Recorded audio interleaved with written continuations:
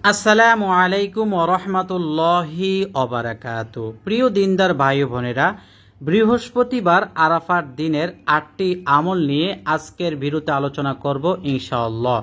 আমরা এই ভিডিওতে জেনে নিব আরাফার দিনের রোজা রাখার নিয়ত কি, আরাফার দিনের এই রোজায় কি লাভ রয়েছে, 3 আরাফার দিনের দোয়া কি, আরবি ও বাংলা শিখে নিব। 4 এ দোয়ার ফজিলত কি, 5 এদিনে কি নামাজ পড়িতে হয়, 6 এই নামাজের নিয়ত ও সূরা কি, 7 নামাজের পর মাত্র একটি দোয়া পাঠ করলে 12টি লাভ, সুবহানাল্লাহ, কখনো মিস করবেন না। 8 সর্বশেষ মুনাজাতে 5টি জিনিস চাইলেই কবুল। সেই 5টি দোয়া সহ বলার আগে আমি আপনাদেরকে অনুরোধ করব ভিডিওটি প্রচারের জন্য একটি লাইক দিবেন। পরবর্তীতে এমন ভিডিও পাওয়ার জন্য আমল টিভি চ্যানেল সাবস্ক্রাইব করে পাশে থাকা বেল আইকন বাজিয়ে রাখবেন, তাহলে ইনশাআল্লাহ প্রতিটি ক্লাস বা ভিডিও পেয়ে যাবেন। দর্শক, আমরা প্রথমেই জেনে নিব আরাফার দিনের রোজা রাখার নিয়ত কি। এই নিয়ত আপনি মনে মনে করলেই হবে, এটা মুখে মুখে পাঠ করতে হবে এমন নয়। তবুও আমি আপনাদেরকে দেখিয়ে দিচ্ছি নিয়তটি হলো, আমি আরাফার দিনের নফল রোজা রাখার নিয়ত করলাম। আবারও বলছি, আমি আরাফার দিনের নফল রোজা রাখার নিয়ত করলাম। এইভাবে করলেই হবে। তবে আপনি যদি এই আরাফার দিনে সেহরি খেতে না পারেন, তাহলে সেহরির টাইমেই যদি নিয়তটি করে রাখেন তাহলে হবে। কিন্তু সকালে উঠে আপনি যদি নিয়ত করে রোজা রাখেন তাহলে এই রোজা সহি হবে না। দর্শক, 2 নম্বর, এই রোজায় কি লাভ রয়েছে। এই রোজা যদি আপনি রাখেন, নবীজি সাল্লাল্লাহু আলাইহি ওয়াসাল্লাম দেখেন কত বড় ফজিলতের কথা বলেছেন। সিয়ামু ইয়াউমি আরাফাতা আহতাসিবু আলাল্লাহি আইয়ু কাফিরাস সানাহ আল্লাতি কবলাহু ওয়াস সানাহ আল্লাতি বাদা। নবীজি সাল্লাল্লাহু আলাইহি ওয়াসাল্লাম বলেছেন, আরাফার দিনের রোজা আমি আল্লাহর নিকট আশা করি যে ওই রোজা তার পূর্বের বৎসরের ও পরের 1 বছরের গুনাহ মুছে ফেলবে, সুবহানাল্লাহ।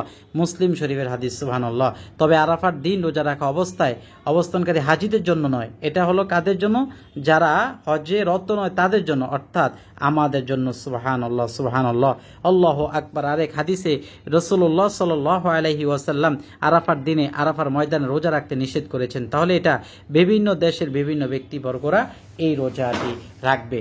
দর্শক, এখন আমরা আরাফার দিনে যে বিশেষ দোয়া আছে এই দোয়া আমরা শিখে নিব। আরাফার দিনের সর্বোত্তম দোয়া বাংলায় এবং আরবিতে আমি আপনাদেরকে দেখিয়ে দিব। এখানে দেখুন, আরাফার দিনের সর্বোত্তম দোয়া, লা ইলাহা ইল্লাল্লাহ ওয়াহদাহু লা শারীকা লাহ লাহুল মুলকু ওয়া লাহুল হামদু ওয়া হুয়া আলা কুল্লি শাইইন কাদির। উচ্চারণ, লা ইলাহা ইল্লাল্লাহ ওয়াহদাহু লা শারীকা লাহু লাহুল মুলকু ওয়া লাহুল হামদু ওয়া হুয়া আলা কুল্লি শাইইন কাদির। অর্থ, আল্লাহ ছাড়া কোনো মাবুদ নেই, তিনি একক, তার কোনো অংশীদার নেই, তারই সমগ্র জগৎ এবং তারই সকল প্রশংসা, আর তিনিই সর্বশক্তিমান। তিরমিজি শরীফের হাদিস, সুবহানাল্লাহ। আল্লাহ পাক আমাদেরকে দোয়াটি বেশি বেশি পাঠ করা তৌফিক দান করুক। এজন্য সকলে কমেন্টে লিখুন আমিন। দর্শক, আমরা এই আরাফার দিনে যে দোয়াটা পড়লাম এই দোয়াটার ফজিলত কি? এই দোয়াটার ফজিলত হলো, যে যত বেশি দোয়াটি পাঠ করবে আল্লাহ তাআলা তাকে আরাফার ময়দানে যাওয়ার সুযোগ করে দিবেন, মক্কা মদিনা যাওয়ার সুযোগ করে দিবেন, সুবহানাল্লাহ। এই দিনে কি নামাজ পড়িতে হয়, আরাফার দিনে কি নামাজ আপনি পড়বেন এবং নামাজের নিয়ত ও সূরা কি। দর্শক, আপনি আরাফার দিনে বিভিন্ন নিয়তে নফল নামাজ পড়বেন। যেমন আরাফার দিনে নামাজের নিয়ত, আমিও যেন সামনের আরাফার দিনে হাজিদের সাথে হজ করতে পারি, এই আশা পুরো হওয়ার জন্য 2 রাকাত নামাজ আদায় করিতেছি, আল্লাহু আকবার। অর্থাৎ আপনার নিয়তটি হবে আপনিও যেন হজ করতে পারেন, আপনার একটা মনের আশা, এই মনের আশা পূরণে 2 রাকাত নামাজ পড়বেন। আরাফার দিনে নির্দিষ্ট কোনো নামাজ নেই, কিন্তু আপনি এই নিয়তে 2 রাকাত নামাজ পড়লে আল্লাহ যদি কবুল করেন তাহলে আগামীতে আপনি হজ করতে পারবেন, আরাফার ময়দানে যেতে পারবেন। এই জন্য বলবেন, আল্লাহ আমিও যেন সামনের আরাফার দিনে, এবছর তো পারলাম না, সামনের বছরে হাজিদের সাথে হজ করতে পারি। এই যে আমার একটা মনের আশা, এই মনের আশা পূরণ হওয়ার জন্য 2 রাকাত নফল নামাজ আদায় করিতেছি, আল্লাহু আকবার। অতঃপর নিয়ত বেঁধে ফজরের 2 রাকাত সুন্নত যেভাবে পড়েন ঠিক এভাবেই পড়বেন, শুধু নিয়তেই পার্থক্য। আপনি এভাবে নামাজটি পড়ে এরপরে তাসবিহ তাহলিল পরে 2 হাত তুলে কান্নাকাটি করবেন। আর এই নামাজের বিশেষ কোনো সূরা নেই, এই নামাজে যে কোনো সূরা দিয়ে আপনি পাঠ করতে পারবেন। দর্শক, যে কোনো নফল নামাজ আপনি পড়তে পারেন।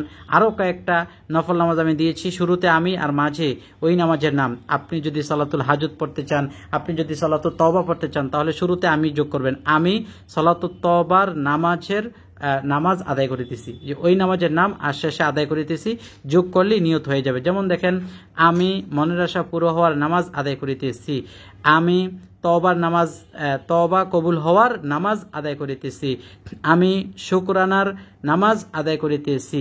এভাবে আপনি যে কোনো নফল নামাজ ইনশাল্লাহ পড়তে পারবেন, কোনো সমস্যা নেই।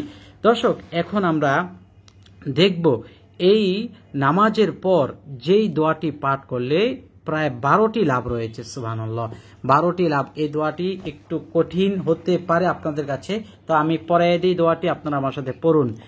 আল্লাহুম্মা জাআল ফি কলবি নূরা ওয়া ফি সামঈ নূরা وفي بصري نورا اللهم اشرح لي صدري ويسر لي أمري وأعوذ بك من وساوس الصدر وشتات الأمر وفتنة القبر اللهم إني أعوذ بك من شر ما يلج في الليل وشر ما يلج في النهار وشر ما تهب به الرياح উচ্চারণ আল্লাহুম্মা জাআল ফি কলবি নূরান ওয়া ফি সামঈ নূরান ওয়া ফি বাসারি নূরান আল্লাহুম্মা ইশরাহ লি সাদরি ওয়া ইয়াসসির লি আমরি ওয়া আউযু বিকা মিন ওয়াসাওয়িস সাদরি ওয়া শাতাতিল আমরি ওয়া ফিতনাতিল কবরি আল্লাহুম্মা ইন্নী আউযু বিকা মিন শাররি মা ইয়ালিজু ফিল লাইলি ওয়া শাররি মা ইয়ালিজু ফিন নাহারি ওয়া শাররি মা তাহাবু বিহি রিয়াহ। এটার 12টা প্রায় লাভ, মানে 12টা চাওয়া পাওয়া। হে আল্লাহ, আপনি আমার হৃদয়ে নূর সৃষ্টি করে দিন এবং আমার কর্ণে ও দৃষ্টি শক্তিতেও। হে আল্লাহ, আমার বক্ষ উন্মোচন করে দিন এবং আমার কাজ, যত কাজ আছে আমার হাতের সমস্ত কাজ সহজ করে দিন, গাড়ি কিনা, বাড়ি করা, যত কাজ। হে আল্লাহ, আমি আপনার নিকট বক্ষদেশের কুমন্ত্রণ অর্থাৎ জাদু টোনা বান মানুষ মারে এগুলা থেকে এবং বিক্ষিপ্ত বিষয় তাবিজ তোমার যা আছে এগুলো থেকে, কবরের ফিতনা থেকে, কবরের আযাব থেকে আশ্রয় চাচ্ছি। হে আল্লাহ, আমি আপনার নিকট রাতে যা প্রবিষ্ট করে জিন ভূত প্রেতনি এগুলা থেকে, দিনে বাতাসের সাথে যা কিছু ঢুকে প্রবেশ করে হাওয়া বা চালিয়ে নেয় তার অনিষ্টতা থেকে আমি আশ্রয় কামনা করছি। ইবনে আবু শাইবার হাদিস। অনেক সুন্দর এই দোয়াটি। এই দোয়াটি আমরা বেশি বেশি পাঠ করার চেষ্টা করব। এই বইটি হলো দোয়ার ভান্ডার, পুরাটাই দোয়ার বই, অনেক দোয়া, শত শত শত শত দোয়া।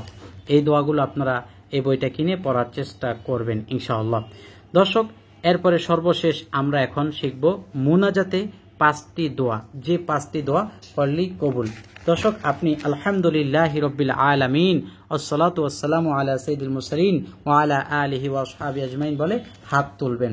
হাত তোলার পর আপনি বলবেন, আল্লাহ, আমার জীবনের সমস্ত নেক আমলগুলো কবুল করো, আমার কোনো নেক আমল তুমি ফিরিয়ে দিও না, ছোট থেকে বড় যত নেক আমল করছি কবুল মঞ্জুর করে নাও, আমিন। আল্লাহ, সমস্ত নেক আমলের হাদিয়া নবীজি সাল্লাল্লাহু আলাইহি ওয়াসাল্লাম ও আমার বংশধরদের কবরে পৌঁছে দাও। নবীজির বংশধর এবং আমার বংশধর যারা যারা কবরে আছে প্রত্যেকের কবরে হাদিয়াগুলো পৌঁছে দাও। আল্লাহ, হালাল জিন্দেগি দান করো, হারাম জিন্দেগি থেকে হেফাজত করো, হালালভাবে চলা তৌফিক দান করো, সুদ ঘুষ হারাম থেকে হেফাজত করো। আল্লাহ, মকবুল হজ করা তৌফিক দান করো, জীবনে একবার যেন মক্কা মদিনা ঘুরতে পারি, যাইতে পারি, সেই তৌফিক দান করো। ইয়া রব্বে কারিম, ইয়া হাইয়্যু ইয়া কাইয়্যুম। আল্লাহ, ঈমানের সাথে রমজানের শুক্রবারে মৃত্যু নসিব করে দাও। আল্লাহ, আমার মৃত্যু যেন রমজান মাসে হয়, আমার মৃত্যু যেন শহীদি মরণ হয়। আল্লাহুম্মা রযুকনি শাহাদাতান ফি সাবিলিক ওয়াজআল মাউতি ফি বালাদি রাসূলিক, অথবা এই উত্তম দোয়াটিও আপনারা পাঠ করতে পারেন।